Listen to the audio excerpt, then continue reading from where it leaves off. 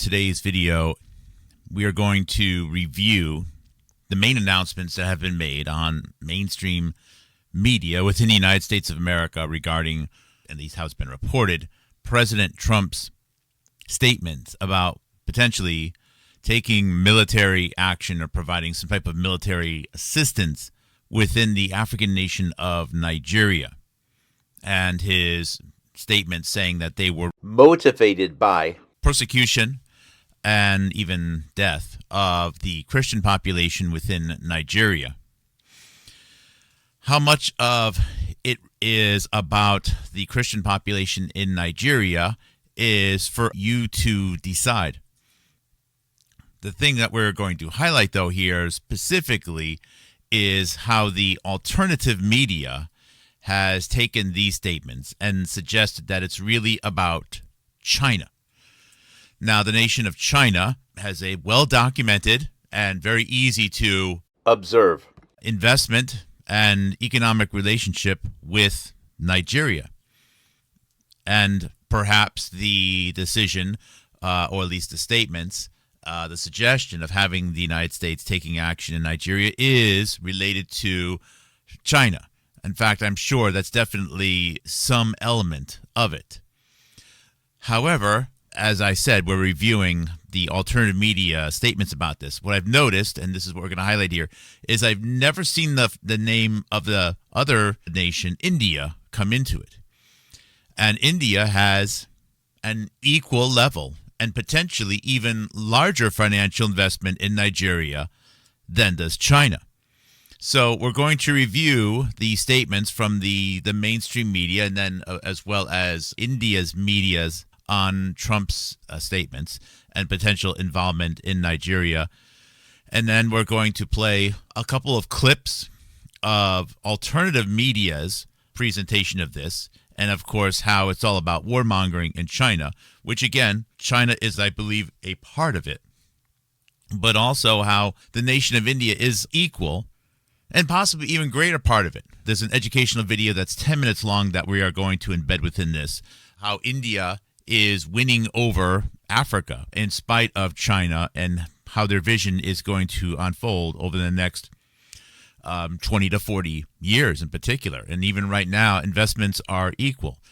What this is highlighting here is that I think a lot of the money which comes to fund what we in the United States of America see as independent media, the money has to come from somewhere. Where are those interests? And as much as everyone, at least within the alternative media, says Israel, I think that the money actually comes from either global governments or global governments with long-term investments in India, which, because of India's, has already established as the world's largest country with respect to population. It is the fourth largest country in the world right now with respect to GDP. It is the third largest country in the world with respect to GDP PPP, which means gross domestic product based upon purchasing power parity. And within the next 10 to 15 years, it will be the largest country in the world with respect to both population and economy. And much of this diversion and distraction and encouraged focus on the very, very small nation of Israel, I believe, is actually being funded by India, which already has secured its long-term relationship with Israel. So as Israel's fracturing of its relationship with the United States continues to unfold, as journalists such as Ian Carroll and Candace Owens are starting to show sympathy towards Nazi Germany, Adolf Hitler, and mass execution of Jews, which leads to the fracturing of the Republican Party. And of course, never mentioning that Charlie Kirk was really making more concerning statements about the United States needing to sever relationships and financial connections, as well as visas and so on with India, more so than Israel. We can see how this game is really being played. And if we want to be hip as Americans, if you really want any hope to save your country in the United States of America, you need to see the bigger picture. And you should notice that everything that's been handed to you so far on a silver platter by really nice studios that have all sorts of plastic fern plants in the background as opposed to plywood and Legos. If you really want to see what a hardcore, real professional analyst can do at his own expense to help you see the light, you should realize that, wow, isn't it funny how everything that's been put before you seems to only lead down one particular path and not a greater picture. So much of this is stuff that I've collected yesterday. I'm just going to be playing straight off of YouTube. There's going to be a substantial level of copyright infringement with respect to this. And by the way, I tried something new. I have, instead of just playing the links, I actually copy the links down below into the video notes. I haven't archived them all, but this stuff is fairly easy to get. It's just that no one is being paid to help put it together for you. So I have the opportunity to do it as an American. It's my mission. It's my responsibility. So let's do this together. Thank you. Good morning. God bless. Tuesday, November 4th, 2025. Sit out there in the covering, in the baskings of a holy night, and I was lucid and conscious, and hovering like a firefly, my mind stretched out on the canopy. It put its arms out slow, and I heard the whispers of silence floating down from the radio. So come on, I'm ready now. I got the feeling, honey, like I'm ready to roll.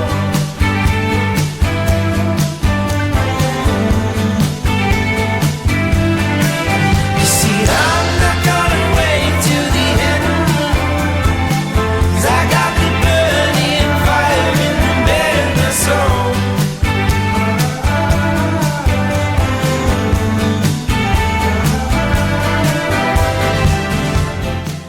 All right, let's get it going here. So this is Al Jazeera English. President Donald Trump is threatening to send military forces into Nigeria unless the government stops what he called the killings of Christians by terrorists. Trump posted the message on Truth Social, saying the USA will immediately stop all aid and assistance to Nigeria and may very well go into that now disgraced country, guns blazing, to completely wipe out the Islamic terrorists, he says, who are committing these horrible atrocities. Trump says he's instructed the Department of War to prepare for possible action and says if we attack, it will be fast, vicious, and sweet. Well, Nigeria's President Bola Tinubu has responded to Trump in a statement saying since 2023, our administration has maintained an open and active engagement with Christian and Muslim leaders alike and continues to address security challenges which affect citizens across faiths and regions. The characterizations of Nigeria as religiously intolerant does not, he says, reflect our national reality. Well, let's speak to Bulama Bukati about this. He's a Nigerian human rights lawyer and an analyst on conflict and development in Africa. Thank you so much for your time. So Donald Trump claims there is a Christian genocide happening in Nigeria. From your research and experience, is this claim true? Are those facing persecution in Nigeria mainly Christians? Absolutely not. The answer is a flat no. All the data reveals is that there is no Christian genocide going on in Nigeria. And this narrative is a dangerous, far-right narrative that has been simmering for a long time that President Trump is amplifying today. It is very dangerous, it is divisive, and it is only going to increase or further increase instability in Nigeria. What the data reveals is that there are terrorist groups claiming to be fighting in the name of Islam, who are misinterpreting Islam and misapplying it. They target Muslims and Christians anywhere they find them. They bomb markets, they bomb churches, they bomb mosques, and they attack every civilian location they find. They do not discriminate between Muslims and Christians. And what the data shows, for my PhD research, for example, I used the data, the Nigerian Securities Tracker data, which was collated by the Council on Foreign Relations. And it shows that Boko Haram had attacked 83 churches and 72 mosques, but it had killed more than 2,000 people, more than 2,000 Muslim worshippers in the mosque, as against about 1,500 churches or people killed in church. So this is a good start here. If you go to the Wikipedia page on Nigeria, of course, if you watch this channel, I'm assuming that you are among the better. You already do a lot of your own research, so you would be able to roughly point to where Nigeria is on the map. It's considered to be West Africa, although as far as east-west goes, it's kind of Central Africa, but it's definitely on the Atlantic Ocean coast, if you know what I mean. Like Zaire is definitely on the eastern part of Africa, but but it actually has oceanfront on the Atlantic because of just the geography of the African continent. Nigeria has 220 million people. It is generally a young country. Family sizes are large in Nigeria. I know that the average age of death tends to be much lower than many other countries because of conflict, because of sometimes malnutrition, because of the risks to newborns. But the population is growing, and it tends to be young. But in 220 million people, that means that Nigeria has about 2/3 the population of the United States of America, which has about 330 million people. As far as a breakdown of the population goes with respect to religion, the Christian religions are a minority, but but only by a small margin. As you can see from this pie chart, 53% of Nigeria is considered to be Islam, and the Christian, which is 35% of the population overall, is Protestant, and about 11% is Catholic. So it's not clear if this attack, which is purported to be occurring, is only on the Protestant percentage of the Christian realm, or if it also includes Catholics. It's just not really clear to me. And whether it's true or not, and again, just because something is said, that doesn't mean it's true. It just means that it was said, same as being printed. The statements which are being shared on channels such as Al Jazeera make it very clear that many people are going to be hearing that the attacks are not just on Christians. It's also on anyone who happens to be in the way of these supposed terrorist or criminal organizations. Now, saying that attacks also occur on Muslims, that doesn't necessarily mean that it's 50-50, right? It could be that maybe some Muslims are sometimes accidentally attacked. I don't know. I haven't done these breakdowns. I'm just trying to use the basic data here. As an American, as a U.S. citizen, this is I don't like to hear about persecution based upon religion occurring anywhere in the world against any religion, and this isn't rooting for the home team. Attacks on Muslim populations are as equally as disgusting as attacks on Christian populations. However, just the same, we are in a drug epidemic within the United States of America, which has killed 1 million people within our opioid epidemic, many young, and it's going to have a catastrophic impact on our demographics. And this has, of course, impacted us extremely personally. And once again, it's like, why can't we just have one day, 1 hour where we start to give ourselves some context about the problems that are actually impacting us with the United States of America?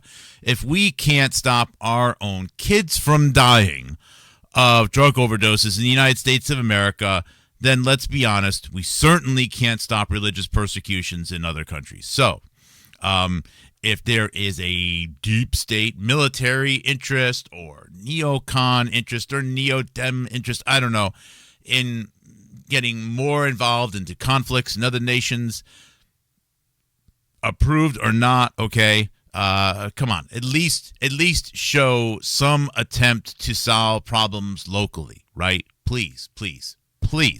But that's not happening. So Trump's statements on this, it's like, really, Mr. President, come on. It's I don't think I have the sophistication to come up with the right phrase to describe it, but hopefully you can feel I'm conveying to you what I'm feeling here. Now, for the next video here, let's play India media. Now, many people. Now, all things considered, I think it is I don't have any problem listening to Indian media. Having worked in the tech industry in the United States of America, I've worked with many people from different countries, and I'm kind of used to dealing with different accents. So for me, this isn't a problem. But for those who haven't had to work extensively, sometimes these accents can be a little difficult. So it is what it is. Focus on beyond at this hour. US President Donald Trump has said he is considering a range of military options in Nigeria after threatening to intervene over the killing of Christians in the African nation. Earlier on Sunday, Nigeria suggested a meeting between its president, Bola Tinubu, and Trump to ease out the diplomatic tensions. Well, the development comes after Trump blasted Nigeria on Saturday, asking Pentagon to map out a possible plan of attack in Nigeria, claiming that Christianity was facing an existential threat in Africa's most populous country. The claim has since drawn the attention of the Nigerian government, who has rejected Trump's claims and proposed cooperation in combating terrorism. When asked aboard Air Force One if he was considering sending troops on the ground in Nigeria or airstrikes, Trump replied that he envisaged a lot of things, adding that a large number of Christians were being killed by Nigeria. Could be. I mean, a lot of things I envisage, a lot of things. They're killing record numbers of Christians in Nigeria. And they have other countries very bad also. You know that part of the world very bad. They're killing the Christians and killing them in very large numbers. We're not going to allow that to happen. Well, responding to Trump's threat, Nigeria said on Sunday that it would welcome U.S. help in fighting Islamist insurgents, as long as its territorial integrity is respected. Nigerian President spokesman Daniel Mwala said that Nigeria is U.S. partner in global fight against terrorism, and that there would be better outcomes if both leaders met in person. He added that Nigerian government did not see Trump's threat in the literal sense. Mwala also rejected the claims of Christian genocide. So the report or notion that there is a Christian persecution or genocide in Nigeria is false. False both from the premise and the conclusion. It is not supported by data. Nigeria, which is almost evenly divided between a Muslim majority north and a largely Christian south, is embroiled in numerous conflicts that experts say have killed both Christians and Muslims without distinction. Islamist insurgents such as Boko Haram and Islamic State have wreaked havoc in the country for more than 15 years and killed thousands of people. However, their attacks have been largely confined to the northeast of the country, which is majority Muslim. Now, these groups often move between neighboring countries, Cameroon, Chad, and Niger, and are scattered across a very large swathe of territory. In central Nigeria, there have been frequent clashes between mostly Muslim herders and mainly Christian farmers over access to water and pasture. While the northwest of the country, gunmen routinely attack villages, kidnapping residents for ransom. Trump's threat of military action came a day after his administration added Nigeria back to countries of particular concern. Now, it's a list of nations that the U.S. says have violated religious freedoms. Bola Tinubu, a Muslim from southern Nigeria who is married to a Christian pastor, has pushed back against accusation of religious intolerance, and he has defended his country's efforts to protect religious freedom.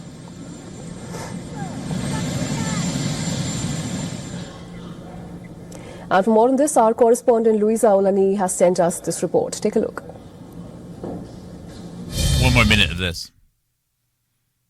Tension remains in Nigeria's political, religious and diplomatic space as President Trump reiterated of his plan on Sunday, not ruling out airstrike and ground troops. The Nigerian government itself said it welcomes military assistance, but sovereignty must be respected. This was emphasized again on Sunday by Daniel Bwala, an advisor to the president, and Kimebi Ebienfa, spokesman for the Ministry of Foreign Affairs. Officials and most religious leaders have dismissed Trump's claims of mass killings of Christians, noting that it cuts across all faiths.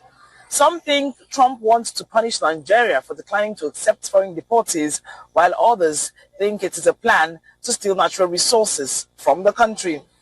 Data by ACLED, a U.S. crisis monitoring group, shows that out of 1,925 attacks on civilians in Nigeria so far this year, the number of those targeting Christians because of their religion stood at 50. From Lagos, Nigeria, Louisa Olaniyi. So there's many statements that it has something to do with resources, and that is possible. I don't think it's in the context with respect to when you factor in the access that we have to information here within the United States of America. It is silly to think that we are going to crack crack through and figure out exactly how many resources Nigeria has, and then get some sort of itemized list as to which nations are actually trying to vie for what, and then all of the middle players.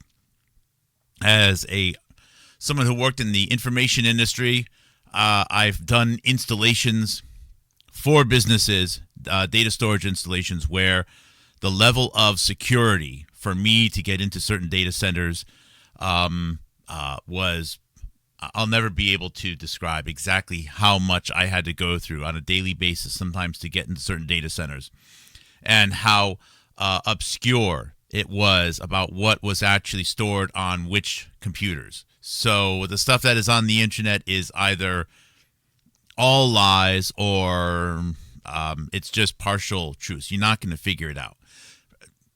I think it's generally agreed that there are a lot of resources in Nigeria, and that the population hasn't been financially,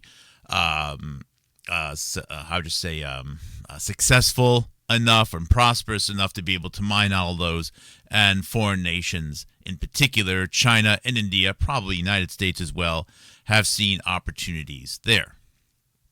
So, what got the ball rolling here, and I'm not going to play this video first, but this is, as I said, this is not going to be just an analysis on what Trump said. It's really more of it's an analysis and a highlighting on how the alternative media in the United States is presenting this. The alternative media, in the United States, there is the mainstream media, the default neoliberal, global, whatever you want to call it, media. In the United States, these are like CNN, MSNBC, ABC News, NBC News, CBS, etc. And then there is Fox News, which is also part of the same group, but has a little bit of a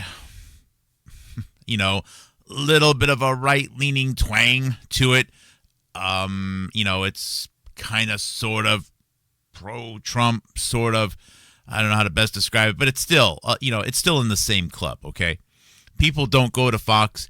People that are going to Fox News aren't really seen as people who have broken out of the system yet.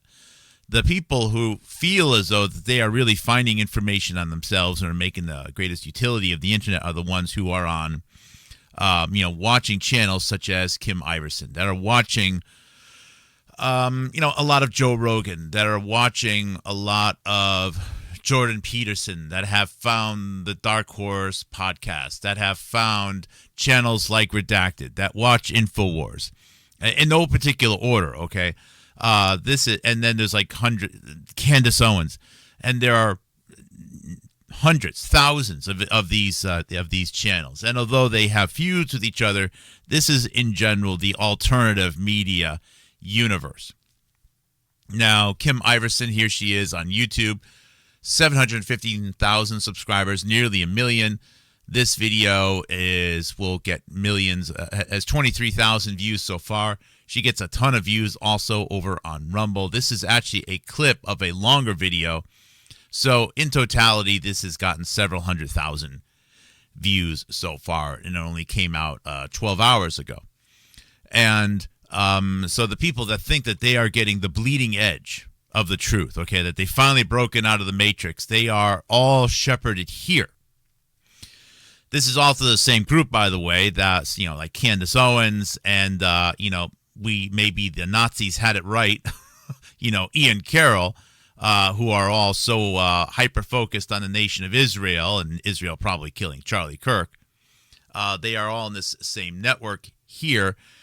And now when it comes to whatever Trump statements are regarding Nigeria, or what the United States may do with Nigeria, this is what is being presented to the United States public that has wound up here, thinking that they finally broken out and they are finally getting the real details. And what they are being given here is a message that Trump says it's about the Christians, but it's really about China. Now, Kim Iverson may be mostly right on this. All right. I didn't say that it has nothing to do with China. China has huge investments in Nigeria. It's well documented. Kim Iverson is going to review some of those. I suppose this is a step in the right direction. Okay, this is a step in the right direction as opposed to thinking that it's just Christians. Yeah, it's a step in the right direction, but in some ways, this is a step in the right direction, which could also be a step in a wrong direction, because if you were going to talk about China being there, we also have to talk about India. And India's investments in Nigeria are equal, and in many cases, actually even greater than that of China. So that doesn't mean it's only about India either. What it means is there's a lot of stuff going on here, and it's unfortunate that the same network of people that want to make it all about China here are very, very clearly not presenting anything about India. And remember what I said a few minutes ago, Charlie Kirk was making statements about India. Probably even more serious accusations about India than he ever was about Israel. And no one's willing to say that. They want to make it all about Israel. Israel that right now is on glowingly good terms with India, and it's only getting better. Why is the alternative media all hell-bent on never presenting the economic success and the growth and the role and the political ambitions and the political infiltration in the United States of India? It's probable that much of the alternative media, as we see it, is an operation with funds that are indirectly connected to India.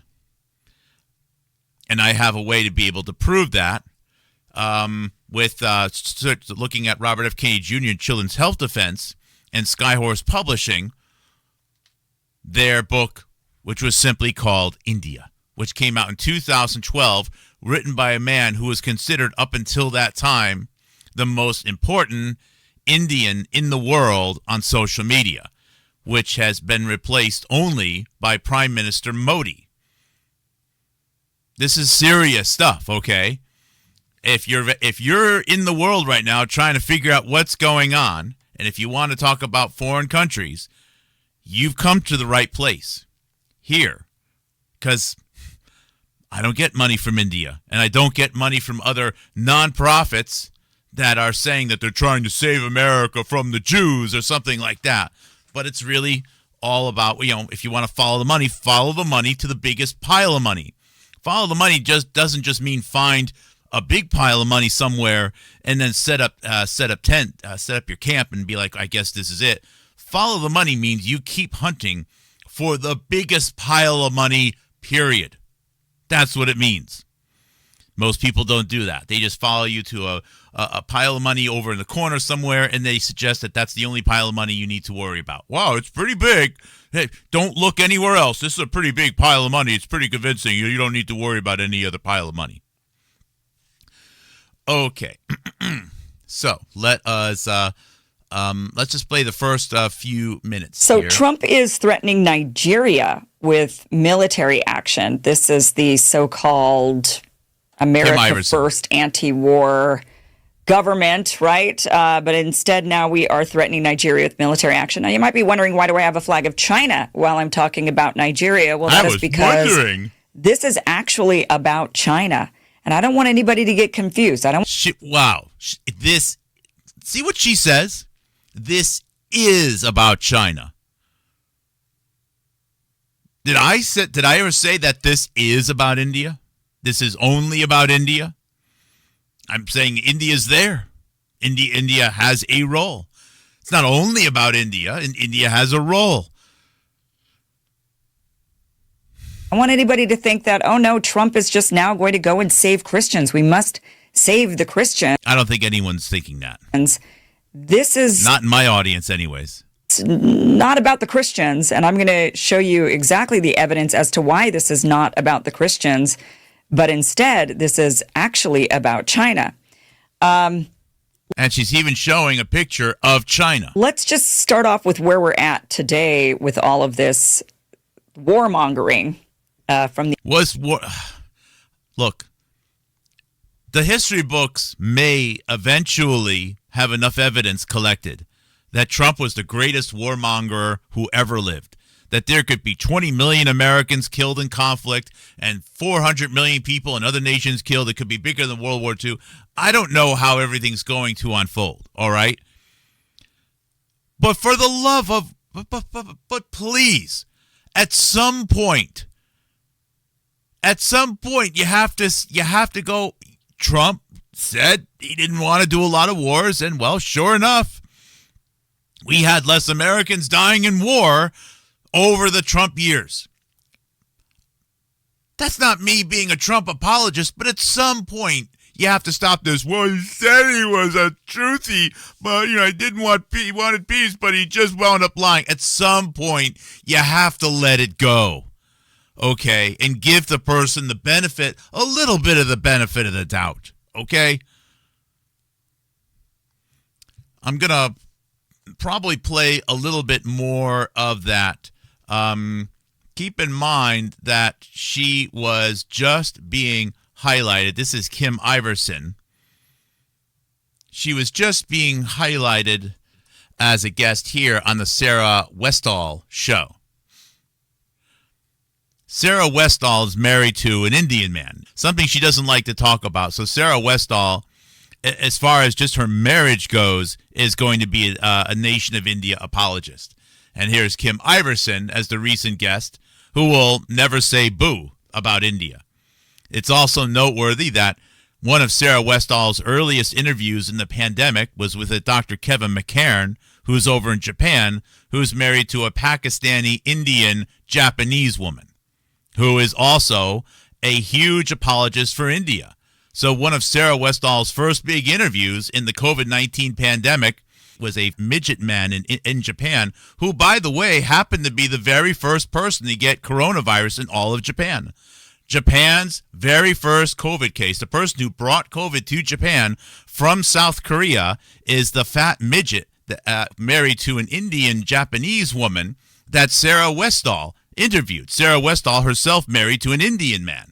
And the fat midget in Japan, who's the very first person in Japan to get coronavirus, who is also someone who invited another little midget named Charles Rixey, whose great-great-uncle was involved in the assassination of President McKinley. He actually went to Japan to participate in swimming in the mountains. And then I guess in his swimming shorts actually slept on the couch next to Kevin McCairn, who is married to the Pakistani Indian Japanese woman. Meanwhile, all day long, the midget who's married to the Indian Japanese woman, Kevin McCairn, would play videos all day long celebrating the Indian military and its military ambitions into China, while relaying and highlighting and celebrating all the evidence that China made a military or a biological weapon, evidence which came out of India. And all of this is brought to you and right behind the veil of Kim Iverson saying it's only China. It's only China. It's only China. Wow, that's an awful lot of things for someone that is on the air getting 1 million views to not say. So before we get into the rest of her interview here, I should say her little show, and about her little spin, I have a 10-minute video that I'm going to plug in here. And again, these links, I usually don't, I'm not organized enough, at least with respect to my streaming, to do this. And this is from a channel called The Echo. Now, The Echo comes out of India. And again, just like many other people on social media, it's paid for by India. And here they document, at least in this video, India's resource and economic investment vision into Africa. By the way, you can go straight to Wikipedia and verify for yourself that the largest investor right now in Nigeria is India. It's India. Now, China has already made commitments which are going to be distributed over several years. But making a commitment doesn't mean that the money has actually been spent already. Meanwhile, India has been spending the money already. Okay.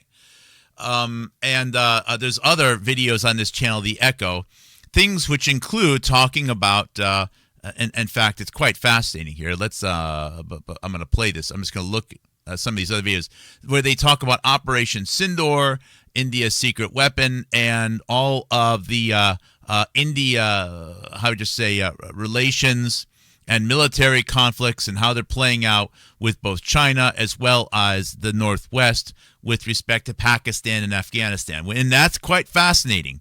Of course, this stuff is all pro-India because 6 or 7 months ago, when Charlie Kirk was making some of his strongest statements yet about suggesting that the United States needs to be backing off on its investments of India, it was about encouraging the United States not to get involved with the Indian-Pakistan war.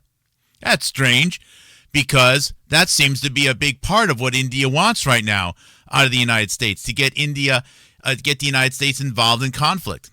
In fact, one of several potential dimensions of getting Americans riled up and supportive of military, actions in Nigeria is to then realize, or at least get Americans to believe, that this persecution of Christians in Nigeria is actually being funded by Muslim organizations, which in turn get their money from Pakistan. Exactly the conflict, the India-Pakistan conflict, that Charlie Kirk was saying Americans shouldn't be getting involved in before he was assassinated. But let's hear how this video presents to us, 10 minutes long, on India's investment in Nigeria, which I guess of course, Kim Iverson was just too incompetent to even bring up or to get right. Nigeria. Here, several Indian companies are making massive inroads with nearly $14 billion in investments. Jindal Steel and Power, the third largest private steel producer in India, is injecting $3 billion into the Nigeria's steel industry, while Indorama Corporation is boosting its petrochemical facilities with an investment of $8 billion. Not just this, the Nigerian government has reached a $1 billion partnership with the Indian government to help strengthen production of defense equipment. Nigeria has secured nearly $14 billion in pledges from Indian investors for various sectors, including steel, petrochemicals, power generation, and defense. At first glance, these investments might seem unusual. But if you observe carefully, these investments are part of a carefully calculated move by India, not only in Nigeria, but in the whole of Africa. If you zoom out on this map, you'll see India is adopting a similar strategy in other African countries like Kenya, Uganda, Mozambique, Tanzania, Zambia, Ghana, Mauritius, Egypt, Togo, and Mali. Now, the obvious question is why? Why is India willing to commit such a massive amount of resources into Africa, especially in time of such political and economic turmoil on the continent? East Africa, where protests are ongoing in the Kenyan capital, Nairobi. Riot police, some on horseback, have been deployed in the capital, Nairobi.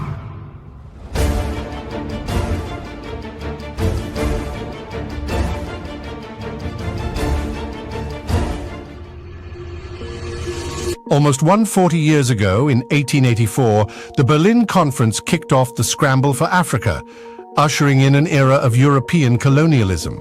The United Kingdom, Germany, France, Portugal, and Belgium, along with others, divided up the continent for their interests. Besides vast natural resources, Africa was also a valuable strategic location for controlling trade routes between Europe and its faraway colonies of India and Asia. Fast forward to the mid-20th century, Africa saw a wave of liberation movements, especially after World War II weakened European powers. From the 1940s to the 1970s, over 45 African countries achieved independence. In the rapidly changing pattern of African countries, South Africa joins the ranks of independent nations as the country becomes a republic and withdraws from the British Commonwealth of Nations. The 21st century has seen a renewed scramble for Africa, but this time the intentions are different. One of the key players in this new era is India. With a shared history of colonialism, India and Africa built strong relations during the Cold War, emerging together from imperial rule as part of the non-alignment movement. As India's economic growth surged, it has reignited its interest in Africa, driven by some strategic reasons that we will discuss in some time. Between 1991 and 2022, Indian trade with Africa jumped from $893 million in 1991 to $97.8 billion in 2023. 100x The African increase. Union is now the fourth 100x largest increase. trading partner for India, behind the United States, China, and the United Arab Emirates. The continent is projected to be home to as much as 25% of the global workforce by the end of this decade, and the regional GDP is already $2.6 trillion. Look at this map. These 6 African countries have been booming economically, having been dubbed the lion economies. They have a collective GDP of roughly $1 trillion. Most of them have seen very high growth rates since 2010. This is driving Indian investments in Africa, which is projected to reach $150 billion by 2030. India has already committed $14 billion to Nigeria alone, focusing on steel, petroleum, power plants, and defense industry. Nigeria is not an isolated target for India. Elsewhere, India has bought up offshore blocks in Egypt, Côte d'Ivoire, Libya, and Sudan. Now, India's outreach to Africa, that has hit yet another milestone. Nigeria, it secured pledges worth $14 billion from Indian investors. Several Indian companies are actively gaining ground in different industries across the continent. For example, Indian motorcycles have taken the African market by storm due to their affordability and superior quality. Brands like Bajaj and TVS dominate African roads, with Bajaj alone capturing approximately 40% of the market share. Bajaj has sold between 2.4 and 2.7 million two-wheelers in Africa, making it one of the top sellers across more than a dozen African markets. The most popular Indian bike in Africa is the Bajaj Boxer, renowned for its durability and fuel efficiency, which is critical for the diverse and often challenging African terrain. Indian bikes have gained a reputation for being more reliable than Chinese models, which often suffer from poor build quality. In fact, only 2 Indian brands have managed to crush more than 160 Chinese brands across Africa. This is a massive feat for India, but New Delhi's interests are not limited to infrastructure, pharma, automobiles, and petroleum, but it has some bigger plans. हमारा लक्ष्य है कि 2024-25 तक हम export के इस आंकड़े को 1.5 बिलियन से बढ़ाकर $5 बिलियन तक ले जाएंगे. In April 2024, India deployed defense attachés to African countries like Tanzania, Mozambique, Djibouti, Ethiopia, and Ivory Coast. A defense attaché is a military officer assigned to an embassy in a foreign country. Their job is to act as a bridge between the military of their home country and the host country, promoting their nation's military equipment, specifically focusing on defense exports. India is already making significant inroads, exporting over $500 million worth of defense equipment to African nations between 2017 and 2022. For instance, Indian defense companies have supplied Dhruv advanced light helicopters and surveillance systems to Mauritius, armored vehicles to Mozambique, and Dornier patrol aircraft and radars to Seychelles. These are not significant exports worth praising, but here's what New Delhi is trying to do. On the back of these early inroads, India is now pitching new equipment like the Tejas light combat aircraft, priced at about $42 million each, and the Pinaka multi-barrel rocket launcher system. There's also the BrahMos supersonic cruise missile, developed jointly by Russia and India, is known for its speed, precision, and versatility, making it a highly sought-after weapon system globally. India recently delivered these missile systems to Philippines in a deal worth $375 million. And countries like Vietnam, Indonesia, and United Arab Emirates have shown interest too. If you look at this chart, India's defense exports have surged from $185 million in 2016 to $2.6 billion in 2023. Okay, so India military exports is also a big deal, and that brings up this issue here. The United States ambassador to India, for several years ago, not too long ago actually, was Richard Verma, Verma. And here he is in India. He's the first Indian ancestry person to be a United States ambassador to India. Richard Verma himself was born in Canada, allegedly. He might have actually been born in India, which is crazy, because then we would have an Indian-born Indian in the United States of America as the ambassador to India, working with the nation of India's purchase of military equipment from the United States, as well as maybe even potentially the United States purchase of military equipment from India, and also influencing India's sale of India's own military equipment to other nations, including places in Africa. And he worked a lot with a RIXEY, R-E-R-I-X-E-Y, who was the head of the DSCA, that's the Defense Security Cooperative Agency, one of the 17 intelligence agencies or sub-agencies within the United States military, DOD, or Department of War, responsible for how military, allocations for other countries from the United States are spent. And don't forget, Richard Verma was also Deputy United States Secretary of State under Hillary Clinton. He also, growing up in Johnstown, Pennsylvania, was the lawyer that was used by then United States Congressman from the state of Pennsylvania, John Murtha, to handle issues related to the Winber Cancer Research Center, where the very friendly to India, Dr. Robert Malone, was setting up the IT infrastructure starting in the year 2000 and in the year 2001. Richard Verma is a powerhouse that nobody wants to talk about. Richard Verma also obviously had some sort of entanglement, at least with respect to podcasting, with a Piper Stover who wound up at the house of Jonathan Gouy, trying to mingle with and interfere with whatever he was in the middle of doing, as far as podcasting, and trying to make Americans and people around the world more aware of the risks of transfection in the years, 2021, 2022, and so on and so forth. Stranger still, here's Richard Verma, of course, with Ro Khanna, Raja Krishnamurthy, Pramila Jayapal, and Representative Ami Bera in some sort of Impact Summit 2020 podcast. Now, let's not forget that in the year 2019, when there were hearings on the risks of new worldwide influenza, though with Robin Robinson and Anthony Fauci, those hearings were held by Ami Bera. So every single Indian-born person in this picture, and Verma would say he was born in Canada. I think Ami Bera was born in the United States, but I'm not 100% sure, played a huge role in COVID in the United States of America. Just throwing that one out there. That's a funny data point.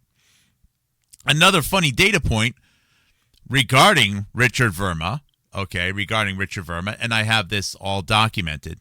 In fact, if you go to my my Winber page,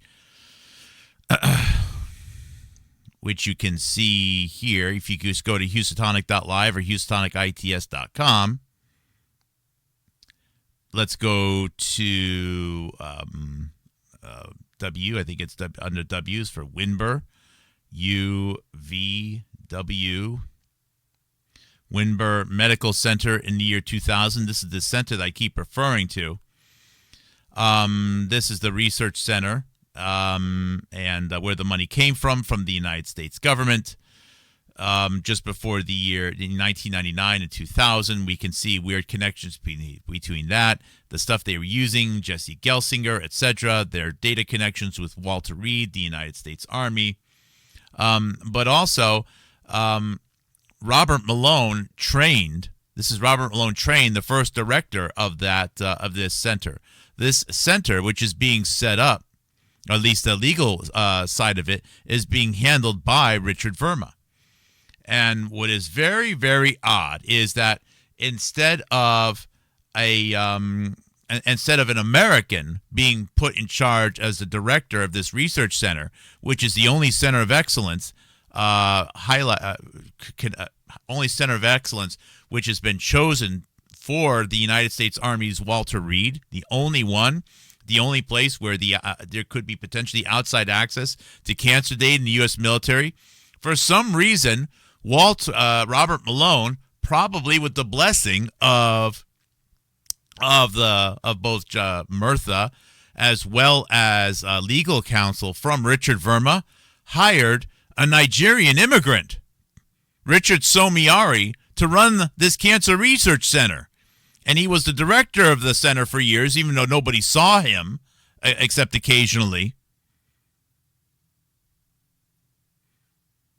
And even though it's not even clear, what became of the center, except now it's known as the Patrick Soon-Shiong Center.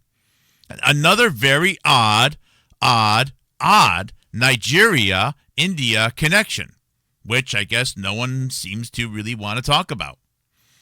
Everyone just wants to focus on Israel. Of course, Israel is going to be fine because their future is with India.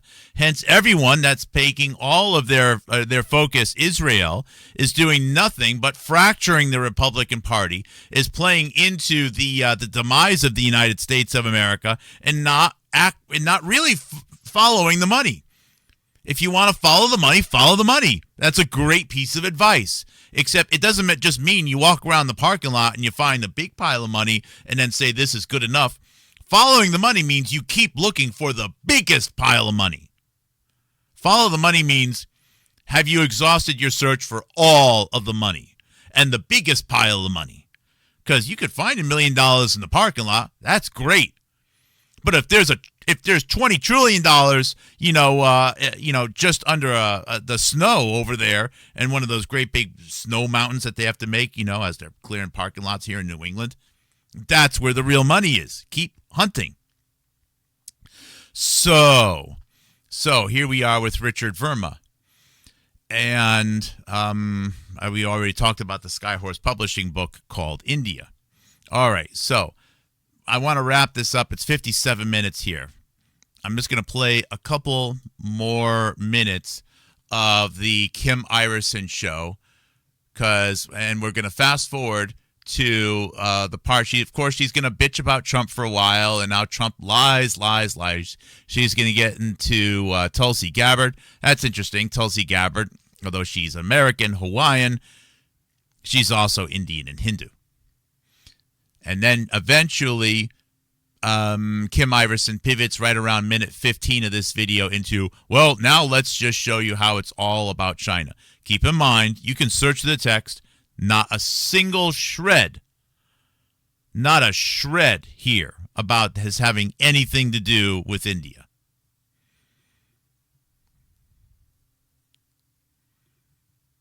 Come on. Reverting to what Boko Haram wants. Their ideology targets both Christians and Muslims who disagree with its extremist belief, and many moderate Muslim leaders and worshipers have been attacked or killed after speaking out against the group. So they are, they go after anybody and everybody. So let's talk about how this has to do with China. China has been investing a ton of money into Nigeria and their Belt and Road Initiative. It's been a a very big issue. Let me just go ahead and pull this up. Okay. So in 2025 alone, this year alone, China has dumped a fortune into Nigeria. And what's really interesting is that China dumped a fortune into Nigeria, or just made a pretty big deal with Nigeria, actually at the beginning of October. So, and that's when this rhetoric really started to ramp up. You'll notice that. Also, just a few weeks after the assassination of Charlie Kirk. I wonder how big the Charlie Kirk assassination is on the global level. Probably, we saw this real social media ramping up from the Israelis mostly about, what about Nigeria? What about Nigeria? And there it is. Oh, it's about Israel too, and China, and Trump, and Jews. You guys, you don't seem to care about the Christians and the people being slaughtered in Nigeria, but you only care when we're doing it because we're Jews. Anybody else can kill a bunch of people. And this was like a funny argument to make, like a really strange, not funny, but I guess I should say head scratching. No, it's her assessment of it is funny. How we're encouraged to think about it is funny. Like, stop and think about it. That's what's funny. So you're upset that we're not criticizing the genocide of other people. We're only criticizing your genocide. But you're admitting you're doing a genocide. When you say, why do you only criticize us because we're Jews? Like, what about the Nigerians and what's going on there? Wow. How about you criticize them? But, the Muslims who are killing all the Christians, but you're only criticizing us because we're Jews. So you admit that you're doing a genocide. Is that what you're saying? But this narrative started popping up because of that. And then what ended up happening was, then the Trump administration started getting in on this. And it's almost like they coordinated. It's almost like the pro-Israel crowd went to Trump and said, there's actually a benefit. Look at what's going on in Nigeria. Not only are they killing the Christians, but look at what's happening between Nigeria and China. And this is your opportunity to serve both of your masters, which is... It's so incomprehensible. It's about Jews, and it's about Israel, and it's about China, and it's about Christians and Trump, and they're lying about the Jews, and maybe there was a Holocaust, maybe there wasn't a Holocaust, and people are calling us racist, and it's incomprehensible. One master is Israel, because you really are serving Israel, and the other master is your hatred for China, or your attempt to, not necessarily hatred for China, I wouldn't say that about Trump, but I would say his attempt to try to strong-arm China, his attempt to slow China down, his attempt to... If you watch my channel, you already know China has enough problems, okay? China has a demographic catastrophe where somewhere between 400 million up to 800 million less Chinese people will be on the planet by the end of this century. They have all the problems they can handle, all right? I'm not saying that we need to start charities to care for China, but please, just think about it a little bit, okay? That sort of, like the infatuation with that. So let's talk about the major announcements, the deals that have been going on with China and Nigeria, which makes me think this is really just about China. In late October of 2025, Nigeria and China signed a major $3.5 billion investment partnership. This agreement focuses on boosting Nigeria's infrastructure, energy, and manufacturing sectors, including the construction of new solar power plants, modernization of rail lines, connecting major cities, Lagos and Kano and Port Harcourt, and expansion of industrial parks in Ogun, Kaduna states. The partnership was signed and you can watch the rest of it. She's going to list it. Look, China is investing in Nigeria. China has invested in many places in Africa for a long time. They've been making commitments. That's absolutely true. Yes, it's absolutely true that there has to be an element of this involved. It could even be the primary element, okay? It could be. What I'm highlighting here, though, is that if it's not purely about Christians, and I don't believe this is really about Christian persecution, okay? However serious it is or isn't, I don't believe that it is only the reason. But if we are to then open up to other reasons, China definitely, whatever their role is there, needs to be considered. Now, the U.S. may even be doing it as a way to help China, maybe, or maybe to slow China down. I don't know. But to highlight it as only China without ever mentioning the fact that India has as an equal, at a minimum, and probably it's actually documented, a greater investment than China is a lie. She's either completely wrong or she's lying here. And that's very bad. And once again, it's a pattern of all of this whole ring of people here in the fake control alternative universe, which are saying which are viewing everything as being pro-Israel and anti-Israel, just a derangement of focus on such a small country. I don't care how many choo-choo trains go through the Gaza Strip in the future. There's something wrong with this incredible this belief that everything in the world is controlled by this. They can't mention India. They will never mention India. And India is Indian-born people with serious roles of control within the United States is painfully well documented.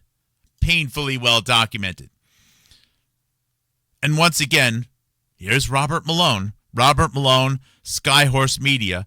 Skyhorse Media and their great big book in the year 2012 called India, highlighting the future of India, which was given a very, very big, kind call out by none other than the New York Times, and written by this activist in media who's on great terms, of course, with Prime Minister Modi and is even involved with all of the rest of these stories that we've been talking about. You can research all of that for yourself. Stop. Be critical of the alternative media in the United States. It is not what you think. And the assassination of Charlie Kirk and the what we're being allowed to extract from it as potential motives or people who were involved has been very, very revealing. And if you don't believe me in some of my stronger statements about the very, very cozy friend of I guess who was the best friend of Charlie Kirk, Candace Owens, Ian Carroll. Carroll's too much crazy long stream, which started this morning. It just happened to be on. My phone happened to go to it. He's openly talking about having sympathy for Nazi Germany right now and motivations for the Holocaust. This is where the Republican Party is being led to. This is where Republicans are being led right now. This is where conservatives are being led in the United States. Instead of saying, there's no logistical way that Israel could be doing all of this stuff. Right there. That's the end of the argument. There's just it's not a logistical possibility. And then the highlight where the real money is. It's not, Netanyahu making a tweet about $1 million. It's the trillions all over the place. It's what people won't say. They won't talk about the painfully in our face elected to offices, as well as even running the National Institutes of Health, our largest agency within the United States of America, if you want to include all of HHS, and it's is right now being controlled by a foreign country. Why won't they say that? They won't. They won't. So I hope that was helpful, everyone. I'm not here to give you all the answers. I don't have all the answers, but I can definitely see what isn't being said, and that I think is should definitely help you along your journey and what you should research and who you should be skeptical for and who you can see as paid liars and actors. Have a great morning. Thank you very much. God bless. I appreciate all the supporters, and I may do another video later on. Take care and have a good one.